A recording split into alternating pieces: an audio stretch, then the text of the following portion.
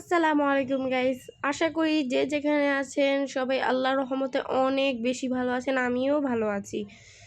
শুধু একটা জিনিসে ভালো নেই, কারণ আজকে আমি অনেক 5 সিরিজ রক্ত দিতে যাচ্ছি। এই জায়গার মধ্যে আমি আর পাপা জান্নাত যাচ্ছি। আমু যাচ্ছে না, আমু বাসায় কাজ করতেছে। আর জান্নাতে নেওয়ার কোনো আইডিয়া ছিল না, জান্নাতে নাস্তা খাওয়াতে চাইনি, তাই যে পাপাই বললো যে এরকম করে আমার রক্ত দিয়ে নিয়ে যাবে, তখন তোমারও নিয়ে যাবে।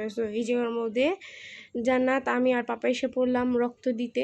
শুধু আমিই দিচ্ছি রক্ত, 5 সিরিজ। ও মাই গড!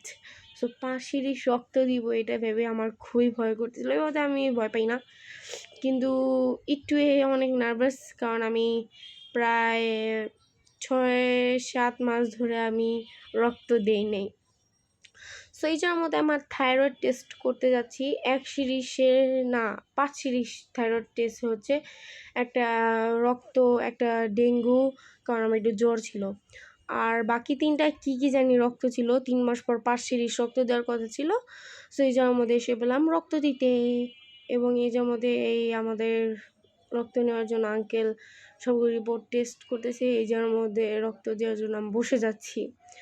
আমার কী যেন একটা সাইন করতেছে, ওইগুলো ইগনোর করেন। এই যে নিয়ে গেলো, এবার আমি বসে পড়লাম। এই যার মধ্যে আমি 5 সিরিজ রক্ত ভরতেছি, কারণ বাকি 4টা আগে ভরেছি, এখন একটা বললো আর কি। ওই যার মধ্যে ভিডিও কনসিট ছিল। ওই যে আমার শর্ট 2 সেকেন্ডে একটা ভিডিও নিয়ে নিল দেওয়ার আগে। আর এই যার মধ্যে আমরা বিদায় নিচ্ছি। খুবই ব্যথা করতেছিল রক্ত দেওয়ার সময়। এখন চলে যাচ্ছি বাসায়। আমি এখন যে বেশি কথা বাড়াবো না, একবার রিস্কার মধ্যে দেখা করতেছি।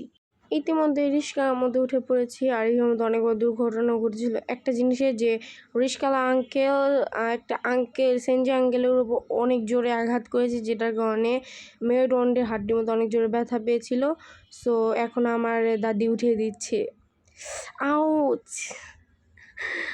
আমার যাদের আর কি রক্ত নিয়ে আমার ইনভাইট করতে পারেন, কারণ আমার শরীরে অনেক রক্ত নেওয়ার পরও অনেকগুলো রক্ত বের হয়ে গিয়েছে।